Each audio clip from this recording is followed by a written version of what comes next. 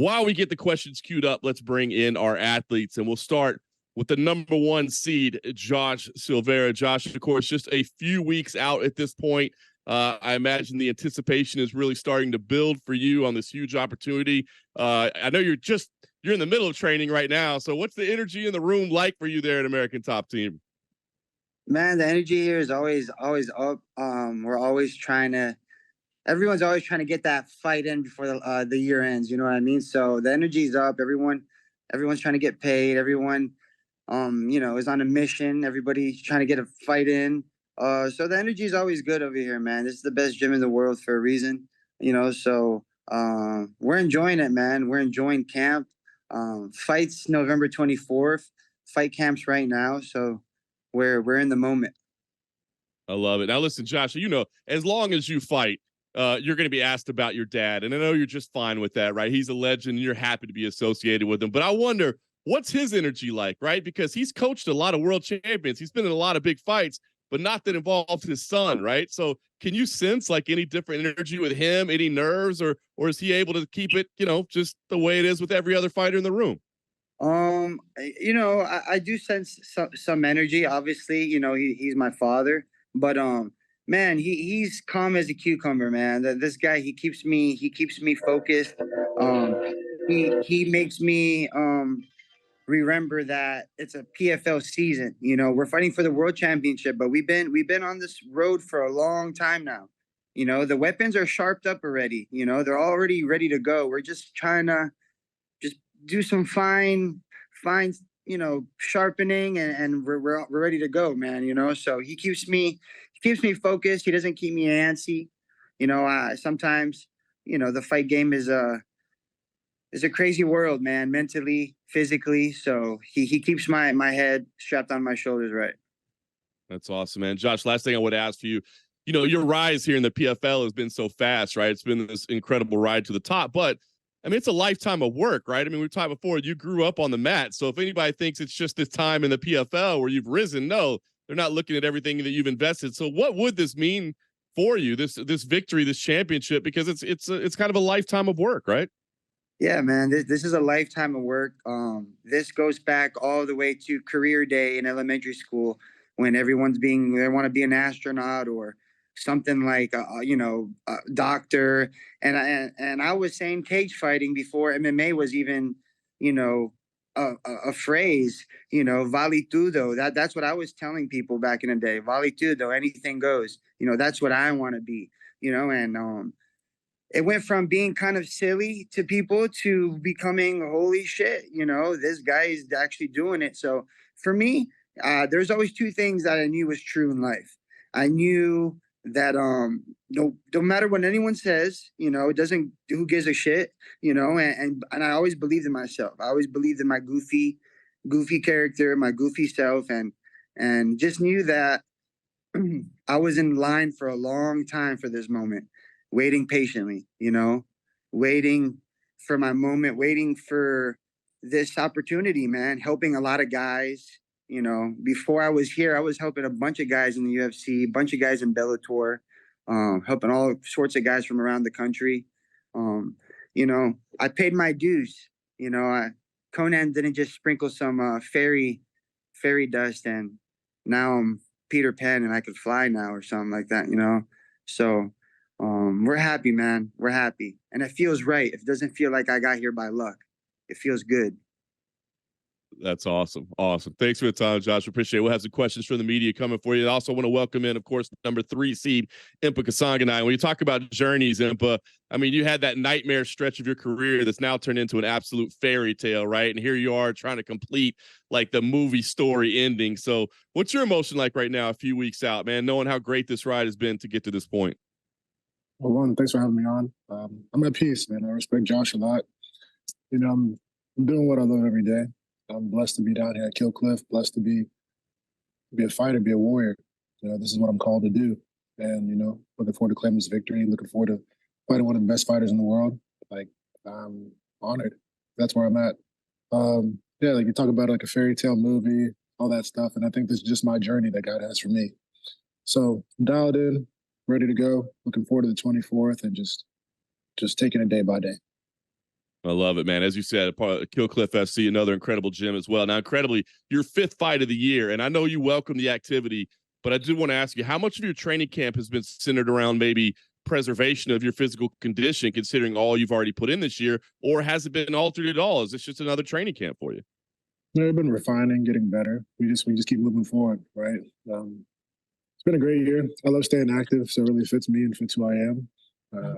You're always intelligent, you know. Even from before the first fight this year, the Challenger Series, I was going into a world title fight. It's always been about being intelligent with our training, pushing the pace, taking the daytime we need to rest, we rest, and you know, it's like not so much has to be altered, but just listen to my coaches guide me to do. That's awesome. One final reminder to the media: if you have questions, raise your hand. I'll just ask you one last question, Impa. We talked about it. I mean, it's truly one of the most remarkable stories in MMA right now, this journey that you've been on.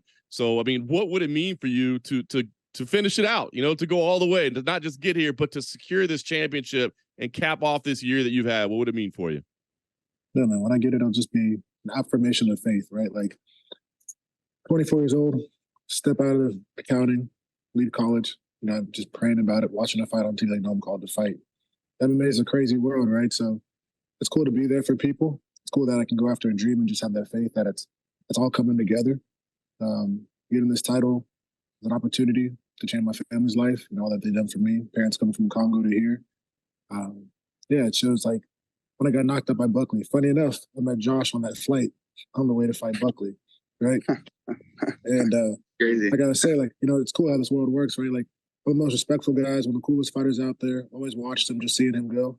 And we talked. I don't know how long we talked on the plane for, but we talked for a good while. It was a long flight on the way out there.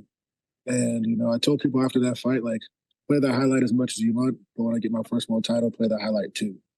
So it's cool. It's just like those full circle moments, but you're just honored that you get to do this. I was talking to one of my teammates yesterday, and it's like one of those things you think about. You'll be 70 years old, 80 years old, and you'll look back on this, and only a few people can relate to what you do. Grateful for the media because you guys tell our stories, and that's pretty cool to me that somebody cares enough about what we're doing on a daily basis, and then it all grows together.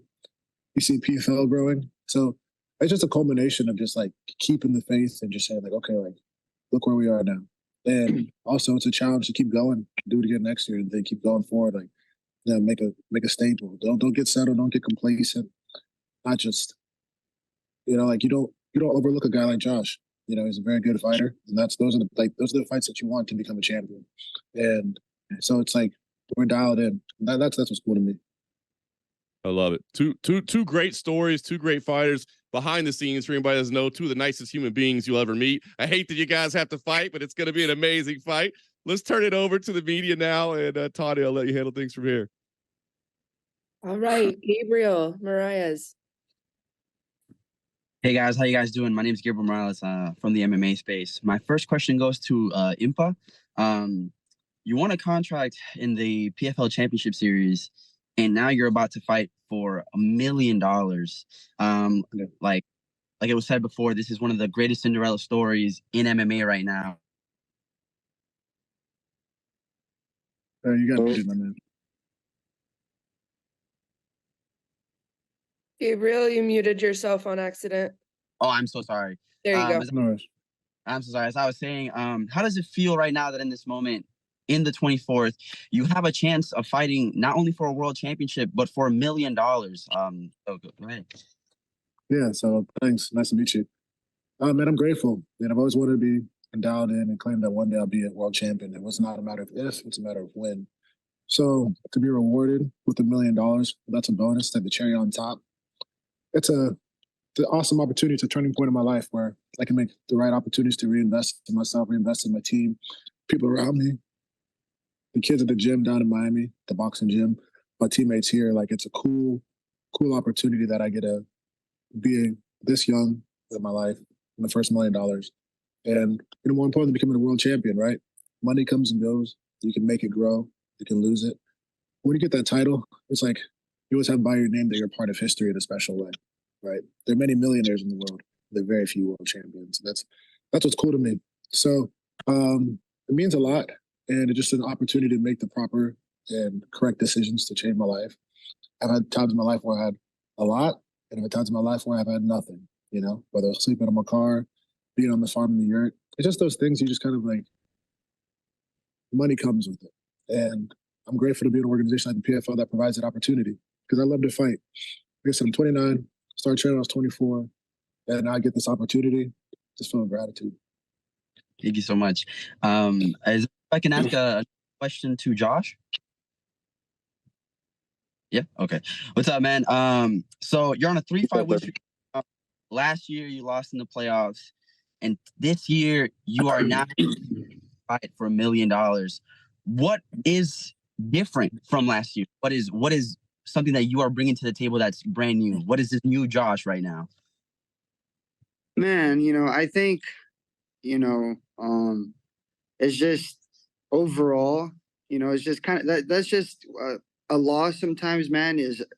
I don't like saying losses are necessities, but man, they fucking are sometimes, and they make you see things from a different perspective. I don't know, man. Something clicked in me. I'm about to be 31 years old. I've been doing this for a long time. I'm not gonna do this forever. This is a little small piece of my life, really, compared to how life really works. So, yeah, man, I just want to do things correctly, the best way I can. That way, when I'm an old man, and I got grandkids running around and stuff, they could look at me and they could be like, dude, that dude fucking fought his ass off hard. He did whatever he could to give my family a better life. My family came from Brazil and things like that. I'm a first generation American here. So I have that similar mentality that Impa was talking about when family comes from a different background. So, I think it was just the little kid in me kind of grew, and now it's a man in there fighting. Thank you so much. Can't wait to see you guys scrap up 24th. Thank you. Sean Murphy. All right, guys, can you hear me? My name is Sean Murphy. How you guys doing? Great. Good, brother. Good. Good. First part I'll do for Impa, I'm going to go off of your fighter profiles I saw on YouTube. So, Impa, I noticed you're big into motorcycles, correct? Yes, sir. And I'm huge into motorcycles. I went to Daytona Beach Bike Rally. I rode up and down the East Coast. My favorite book is The Art of Zen and Motorcycle Maintenance. That being said, if you do win that $1 million, and like you said, normality of fighters is you take, you put the money out to everybody that took care of you. But if you have to buy one thing, what motorcycle would you buy and why would you do it? Oh man, that's a great question. So, all right, Triumph Bonneville. I love Triumphs. I do some work with them as well. Be actually doing a motorcycle ride back from DC down to Florida, probably down to North Carolina first and back. Man, I just love bikes in general. And the Bonneville is such a classic bike. The story of it, the history of it, from the Ace Cafe in London to what they're building now. Yeah. I think bikes just have that different kind of freedom where you can just explore the world. So that bike to me is so iconic in what they've done and everything from Isle of Man to what they're doing nowadays. That bike alone has changed the landscape for motorcycles, and I think it's pretty cool. For me, it's always about burning the ships, and I feel like when you're on a bike, you have to keep it simple. You don't travel more than you need, and you just go take what's yours and move forward. I feel you, and I love that bike as well. So my two-part is now for Josh. Once again, the fighter profile. The first thing you said was you get one shot at this. And I remember watching that fighter profile, Josh. Your lease came up, and now you're dorming right now, with the family. If you do win this fight, what style are you going to get? A pool in the back of your house? What style of house would you get for your family, and why? Man, and shout out to Colton Schultz doing big things at ASU. Oh yeah, bro. Yeah, he is killing it, man. He's such a funny kid too. Man, I don't know what style of house I would get, man. But all I know is I want a big backyard. I want a backyard. I want my dogs to run free. I got a young boy. He's nice and stud American bully, and then I got an old pit bull, and she's going through it right now, man. So I tell her all the time, make it to the 24th. I promise I'll get a house. I'll get you a backyard where you could run, and we'll have a last hurrah. You know what I mean? So I'm thinking about a big backyard for my dogs, family events, things like that. My whole life I've been in apartments and little two bedroom things or one bedroom, and I'm not complaining, man. You know, I love it, but yeah, we're looking for a big house, man. If that's your question, man, we want to get a big house and enjoy ourselves. Good, well deserved. And guys, good luck on November 24th. I look forward to being there, meeting you, and once again, success and nothing less to both of you. Thank you, brother. All right, Amy.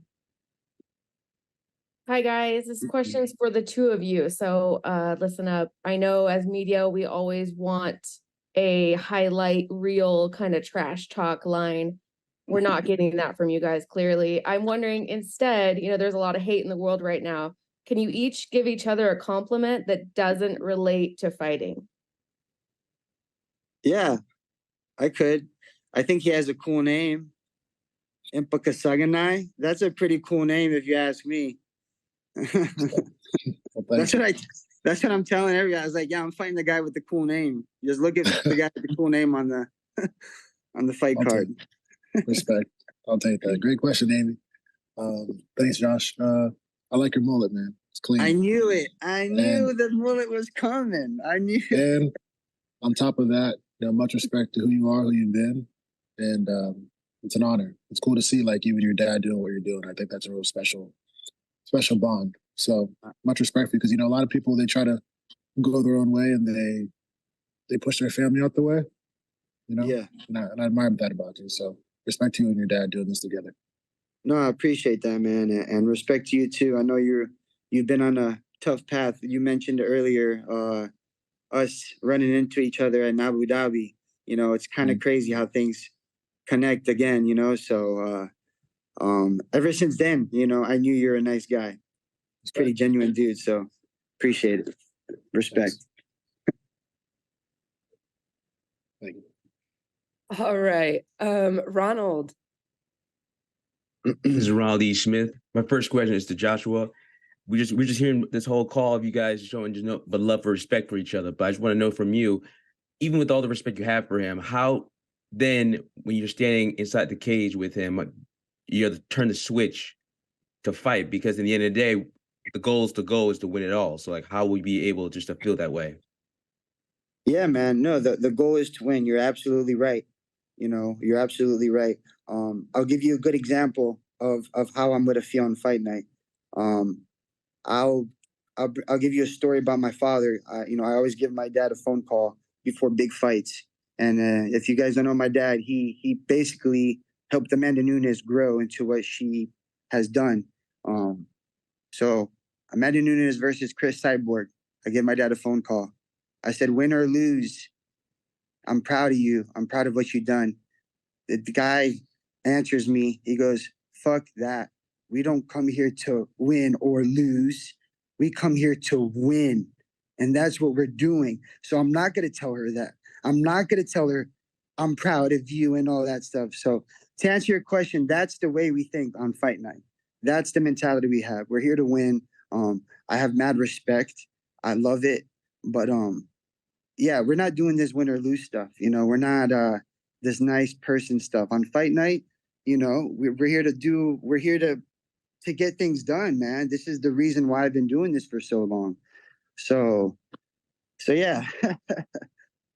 Love that. And for Impa, question to you, I know you brought up earlier in the call that this fight means a lot for you, of the potential, what it could do for your family. So I wanted, if I could dive for more in that, what would it mean for your family, the sacrifices they've made, if you win the big one? Yeah, man. When I claim a victory for my family, just means that their faith and prayers and sacrifice worked, right? You know, every moment, you know, parents, my dad got here when he was 24 to the country, almost she was 19, and they help a lot of their family too. You know, and they've helped a lot of people on the sacrifices, whether they're not eating or so we can eat, whether they're not doing anything for the house so my brother and sister can make their opportunities, right? My brother's a basketball coach at the University of Tennessee now. My sister just got her appointment to West Point. And sometimes it was 7 people in 2-bedroom. Sometimes it was nothing on Christmas. And sometimes it was just my mom working 17-hour shifts at work just so we can have something. So for me, it's like when I go claim this victory, it's just a way to honor them and all that they've done for me.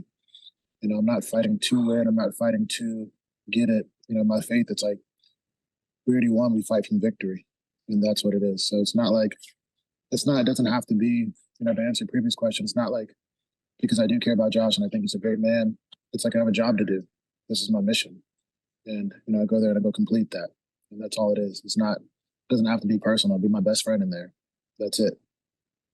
Thank you so much to both of you. Have a good one. Can't wait for your fight. Thank you. Thanks. Euro. What's up, guys? This question's for the both of you. I mean, obviously, there's clearly no animosity between the two, but there was that little ATT versus Killcliff battle. I just want to get your guys' point of view on that. Me or Impa first? You can go first, I guess. Yeah. So I said in previous interviews, you know, I feel bad for Impa that he's part of something that he probably doesn't even understand completely. That's been a history of ATT versus Black Zillions, if you really want to take it back down way back. But of course, man, for somebody like me, this runs deep, you know, for my dad, for Dan Lambert, for Richie, all these guys that I grew up with, man. I grew up with, you know, Mike Brown. You gotta understand, I used to see Mike Brown, you know, kick people with wrestling shoes and stuff back in the day. That was something. That's how back in the day it was, man. These roots run deep. So watching Killcliff become what they become, you know, I appreciate them a lot. You know, make South Florida a hotbed for MMA. You know, this is the spot. You know, there's a bunch of fighters coming out of here. But yeah, man, this one runs deep. You know, of course, this is gonna be one for the gym. And it has a good storyline too. You know what I mean? Extra little spicing on that fight now. Yeah, so for me, I respect it. I like the history of MMA. I really respect American Top Team and all their fighters and all that they've done, Josh and the rest of the crew and all the coaches, Mike Brown. You know, for me, I'm honored to be here. I was welcomed here to this gym when we were at Sanford MMA. Of course, I heard of the Black Zillions and all that stuff. I wasn't here yet.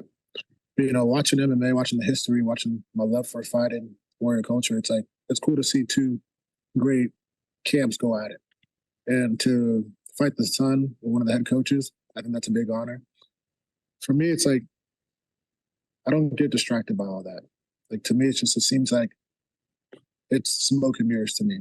I have a job to do. I'm blessed that I can be a part of it. I'm blessed that I can represent my gym, my team, my training partners. And I just say honor God and do my job. I don't get sidetracked by because like you never know in life, right? You could be here today, gone tomorrow. So you got to do it for your family, do it for God, then do it for the people that you love the most. Do it because you love it. And that's what it is. And I think that's what made the rivalry so what it is, because you had so many great fighters who made it deep. They just happened to represent a place. But when you ask them, you dig deeper. Like talking to Josh earlier, he talks about his dad, he talks about his family, he talks about his dogs. Your inspiration doesn't strictly just come from the gym, and that's what's cool. Everybody comes collectively to become something great. And that's what I think both these coaching staffs have instilled to their fighters. It's bigger than you. It's bigger than the gym. It's bigger than yourself. And we're all in one spot, so we're feeding off one another. So I think there's a lot more similarities than differences there. For me, it's like, hey, man, go burn the ships, go take it, move forward, and always respect ATT, because without them, MMA wouldn't be what it is. And without Henry leading this gym and Coach Jones and all that's going on, and Coach Dieter down in Miami, I wouldn't be where I am today. So that's what I get to represent, man. Like, I just get to carry the Kasanganay name as well, and that's all it is for me. Just, stay cold with it and move forward. Great response by you too. And just had a quick one, last one for Imp. I mean, some people may not know, but you actually played football, and then you made your way over to mixed martial arts. How was that transition like? Yeah, so I didn't grow up playing sports. My culture was always about like music and stuff, or not music only, but like the arts, and education. So, I studied counting finance in school, and then I played football, but like I didn't really grow up doing it. So my senior year of high school, I started playing football. And then my senior year of college, I started fighting like right at the end. So for me, I've always had like been able to find success, starting things maybe a little later than others. Football was fun, right? Like I see guys that I played with playing in the NFL. I see guys that having families and kids and doing their thing. Some are coaches now. Football was fun. I mean, like funny story. Like I had no clue what I was doing. But the first time I ever put pads on, they got stuck, and my coach had to step on my chest just to help me get the pads off. So I laugh, like you kind of grow in it.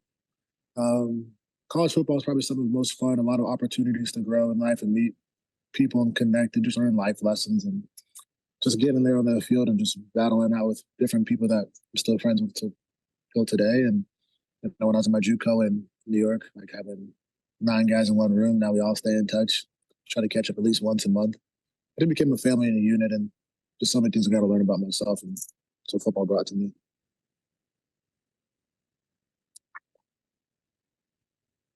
All right, Timothy.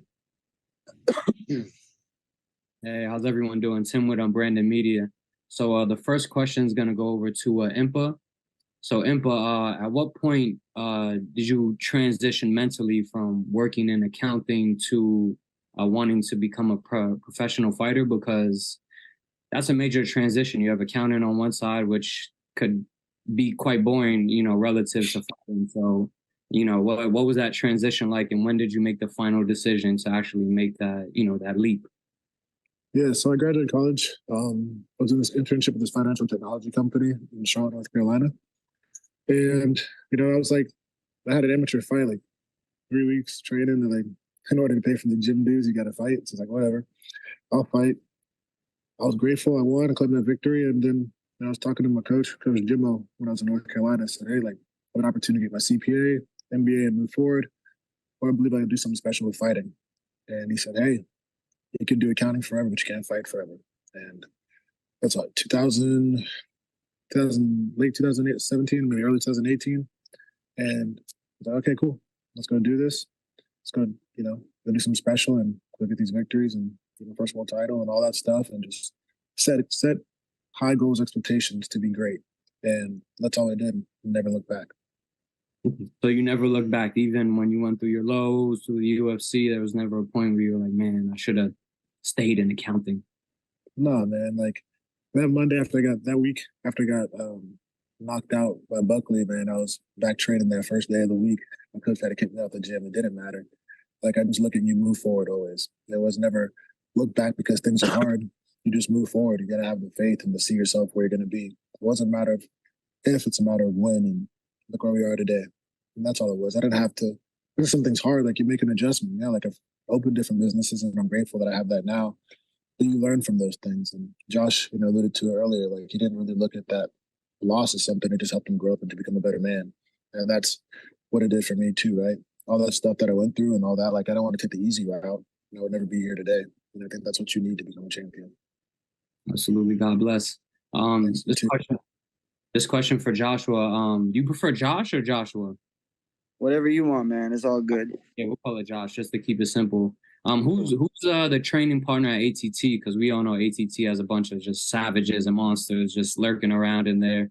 Who really pushes you the hardest? Not who's your favorite training partner, but who like really pushes you the hardest to you feel like makes you better? Who gives you hell, but in the end, improves you the best?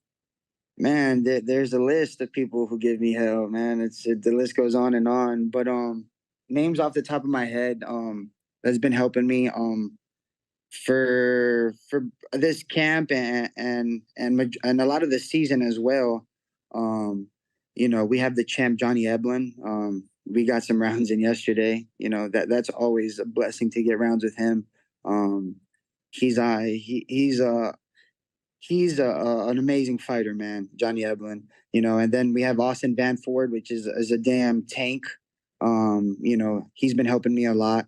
Kind of similar body frame to Impa. If you think about it, bulky, strong. Don Rasta has been helping me out too. I'm naming a bunch of Bellator guys, huh? Yeah. Don Rasta. Don Rosa's helped me. I think I'm going through the American guys first because it doesn't end. Then we have a bunch of Russians too. Me and his name's Ali the wolf, the gray wolf. He has this little shaggy hair. I don't know his last name, but he fights in the UFC. He's always like an issue to deal with all the time because them Dagestanian guys, they move, they fight hard. I used to work out with Ikram a lot. He hasn't been around. Ikram, he just got a win right now in the UFC. Ikram, his only loss is to Chimaev. I trained with him a lot. Yeah, he just fought in Saudi, right? Yeah, he just fought. Yeah, he just fought, but he hasn't been around for a while. But me and him go a lot when he's around. Amazov, another Bellator guy. I don't go with him as much because he's a little lighter, but we'll get some good wrestling goes. And then you have some heavier set guys, man, that I go with a lot, man. Thiago Santos, Christoph Jocko. The list goes on, man. But these are the guys off the top of my head that I'm dealing with on a weekly basis. Yeah, no, it seems like Thor, just the whole list, the whole gang of just killers over there. So iron sharpens iron. So I know Oh yeah, for sure, man. We love it over here. We love it. It's the Shark Tank. Man. We love it. It's good to hear, and I end it there. And good luck, and we'll see you soon. Yes, sir. Patricia.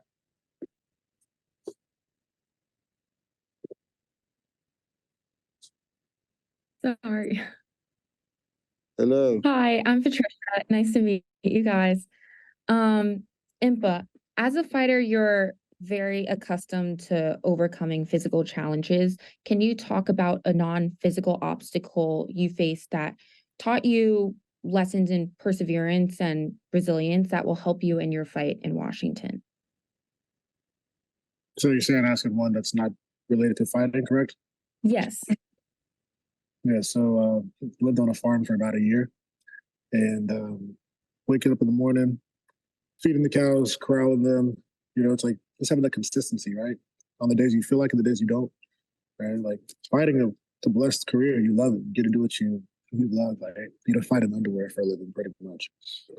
But man, being on that farm, having 10, 12 cows, one runs through a fence, one jumps over a fence, having to hunt down pythons, you start learning like a lot about life and just taking care of things that definitely rely on you.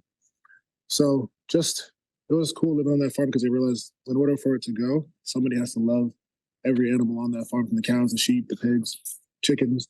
They need us to keep them alive. And it doesn't matter if it's the middle of the night and during python season, the python's coming down, or you have coyotes trying to kill the chickens. You got to do your job. So just living on that farm is with that work ethic and just that love that you grow for things that rely on you. So that challenge definitely taught me in my life. Thank you so much. That's amazing. My second question is for Josh. Josh, you've talked about how martial arts transformed your life before. Can you share a specific moment in your journey that shaped your perspective on this sport? Well, I remember a key moment in my career when I knew that I was gonna be destined for something on the big stage. I knew I was heading in the right direction. I'm in Virginia Beach. I signed up for junior nationals. This is NHSCA wrestling. I'm about 16 years old. I'm a Florida boy who took second in state. Don't really know much what I'm going to get out of it. I started wrestling my sophomore year, so I'm about a year deep in wrestling. And I win my first match. I'm like, all right, cool. Wrestled like a state champ from Utah. I'm wrestling the best kids in the country. And then I went, we're in the quarterfinals. I win the second match. Only until I got to the semifinals, I'm like, holy crap. Like this Florida boy that, took second place. I'm not supposed to be here. I beat this guy from Colorado. New Jersey, which Jersey is a very tough state for wrestling. And now I'm in the finals with this guy named Phil Sprinkle. He wrestles for Lock Haven. That's where he wrestled in college. It's a Pennsylvania boy. And if you don't know anything about wrestling, Pennsylvania is the hotbed for wrestling. And I'm like, holy shit, I'm in the junior national finals. And I didn't even believe in myself. you know. And I knew I was gonna be a fighter and stuff, but this is just solely for wrestling, you know. I end up spraining my tibia or my fibula, whatever it's called, down by my ankle, and that sprains really bad in the match. And long story short, I end up winning the match, you know, by like a point or two. And I remember my coaches yelling at me like, "You're a national champion. Like that's you forever." And I remember thinking to myself, I'm never gonna go back to what I used to be. I'm gonna move forward from this day on. This national title is going to literally bring me into getting a scholarship in college to, um, you know, from there, I'm going to wrestle the best guys in the country. I'm going to, you know, I created a dream, you know, on top of the MMA dream, but that was a really defined moment for me that, and I remember crying on the phone to my dad and he was tearing up and my mom was crying her eyes off, you know, this little Miami kid, you know, foreign ass parents, started wrestling a year ago, and now he's a national champion wrestling these farmer boys from Pennsylvania. You know what I mean? It was just a dream come true, and it really elevated me. Ever since that day, you know, I got offers from colleges. It really blossomed my my my athletic career as a student athlete. You know, so that was a good key moment. I hold it dearly to my heart always. Thank you guys so much for sharing those stories with me. I really appreciate it. For sure. Thank you. Jay Christian. What's up, y'all? Jay Christian Gary, Focus Fights Audio. How are you doing? And hello, John. How are I you know doing this yourself? guy. I know this guy. I see. Hey, I just wanted to ask one question for each and then a question to the both of you. First of all, to Impa, obviously people remember you for when you got knocked out by Joshua Buckley. I mean, it sucks that people will remember you for Jaquan that. Buckley. Oh, yeah, Jaquan. Yeah, I know. Jaquan Newmancer Buckley. And people remember that not too long ago, you ended up getting released after that. You went 1-1 after that fight. But considering the fact that 11 UFC fighters have been cut by that promotion, I mean, and you were obviously a part of that list at the start of this year, what would you say to, if not at least all of those 11 fighters, but to some of those fighters that are in the same situation as you were a year ago that would want to improve their career? If it's not going to the PFL, you know, continuing their career elsewhere. Yeah, I'd say one thing that Robbie Lawler told me. He said, all you gotta do is focus on getting better right now and keep your faith. Everything that you went through sort of build perseverance and endurance, and that's what's gonna help you, right? Sometimes you pray to become a champion, but you don't understand that the things you have to go through are challenging, right? Maybe you said, I want to be super successful in life, and you've been putting the work in, and you've been diligent, and then some things didn't shake out the way you wanted to, and then you got cut or whatever. Don't look at it as a failure. Look at it as a stepping stone. And that's all I can tell them, right? Because it might not be easy for a day, easy for a month, but that's nothing compared to a lifetime. And just stay dialed in, get right back in the gym. Don't feel sorry for yourself. Listen, right? Refine yourself. Go back to the coaches and just have them be honest with you and break it down. And then one day you'll get your championship moment, whether it's in fighting or in life. But you know, never let that moment defeat you, right? Understood, especially considering the fact that you might not know. I mean, obviously, you're fighting in $1 million final. One of these days, some of these fighters could end up fighting for their own $1 million, be it in that cage or in life, like you said. Right. Now, to Konita, of course, I know that it's funny that people are just now starting to call you Konita when we basically helped that boost in the atmosphere first. But when it comes down to your fight career, obviously people remember you more for being, you know, in your dad's spotlight. People know you, obviously, as you said, for being a sparring partner. But what would you hope that this fight, whether you win or lose, what would you hope that this fight would help to, build as far as future success goes, to where you're not a sparring partner for future opponents or a sparring partner for future fights? Oh, so you're asking me how is this fight gonna affect me, win or lose for the future, basically? I mean, yeah, as far as future preference goes, to where you're no longer just a training partner. So, man, so to answer your question, man, MMA to me is something I found and I loved at an early age. A lot of people go through their life and they find things they love when they're 40, they're 30, they're 50. I found it at a very young age. MMA to me is my life. I love it. My biggest nightmare is not doing this. So, we're here to win, the fight, obviously, that's what I train for. But this is my life, man. I love this stuff, man. So the future is gonna be me just doing this. You know what I mean? It's very simple. Sometimes I think, holy crap, I'm not gonna do this forever. Hopefully I could find something else I love or something else I can mesh into well by the time I'm done doing this. But right now, man, I'm just focused.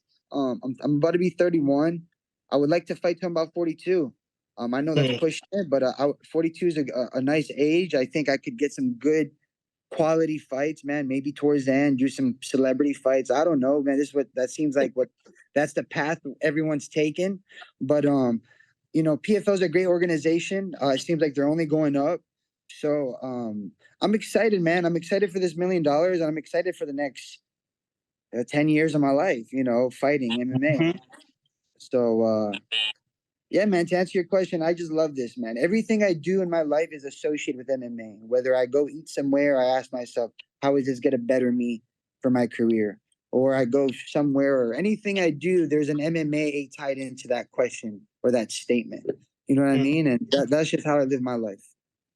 Understood, Hermano, understood. And I get what you mean about, turning 31. I got a birthday coming up as well. Getting past the age of 30 just ain't easy. But no. But still, though, my final question is for the both of you. When it comes down, I wouldn't just say toward this fight, because as y'all basically stated before, y'all are friends. Y'all were friends before this fight. Y'all are probably gonna be friends after this fight. But what would you basically say to, it don't have to be friends out of the cage. What would you basically say to that one person just to, calm them down, ease their stress? What would you basically say to that person just to let them know that things are going to be all right? I know that sounds like a loaded question, but I'm sorry for asking that, Real quick, let's let Impa go first, because he's got to jump, if you don't mind. Thank you. Okay. Yeah, for sure. Respectfully to Josh, we don't talk all the time, right? We see each other at fights and stuff like that, and that's what's cool. What I like about him, he's one of the most respectful people I've met. Most people had an idea that it'd be he and I in the final, so we seen each other enough, right? But I go back to that airplane ride, and the guy that I met on that ride, it's cool to see a consistent man doing that. It's good to see a guy that's with his father doing that. Very, very, very close to my family and my dad as well. So I respect him. Just saying to you is bring your best. That's what warriors do, right? That's what people do. And before and after the fight, there's respect. Whether we were best friends or friends in the industry and have respect for each other, I just tell anybody who's in that situation, just still bring your best. You'll never have any regrets, right? So focus on claiming this victory. That's what I'm here to do. That's what I'm gonna do. And I just want the best for this guy's life. I don't have to hate him. I don't have to wish the negativity on him. I prayed for him. I prayed for him before I knew him, or before I knew we were going to fight each other. And I prayed for him after and during this camp as well. Life is, we do all these interviews, we do all these fights, we do all this media, we cut the weight, we do so many things, right? And so much of your life is wrapped in MMA that it can become an idol. It can become the one thing that defines somebody. But to somebody especially Josh, he's a very artistic, very eclectic guy. There's so much more to him than this. And I think that's what also makes him a special fighter. He's not a goofball, but he has his personality. And he said he talked about earlier he's goofy, but just you don't lose yourself based on a win or a loss. Just remember who you are always. And that's what I would tell anybody. So much respect to him. I'm honored. Like, thank you, Tani, and everybody for your time today. I do have to have a commitment, but it's been a blessing. So enjoy the rest of the interview with Josh. Much respect from taking time out of training. I'll see you on the 24th, and man, it's an honor. That's deep, brother Salobon. That's deep. Konita, you got a response? No, man. Thanks, So if I had a quick response, you know, if I had something to tell someone, you know, always believe in yourself, no matter what, right? But believe in what you believe in is true. What people don't think is true doesn't mean it's not true. What you believe in is what you can make happen. And you know, always have two options in life. Don't ever settle for that one option, man. Always stay open. Always stay I don't know, man, open-minded to changes in your life, man, because you never know what could happen. And nice and short and sweet for you guys. Understood. Good luck on Black Friday, y'all. Thank you, brother. Appreciate it. Appreciate you, man. No problem. All right, guys, appreciate it. I know Impa and Josh both have to run. They had those other appointments. I know we had a few questions left. Apologize for that. But gentlemen, we appreciate your time, and we look forward to seeing you on November 24th. Thank you very much, guys.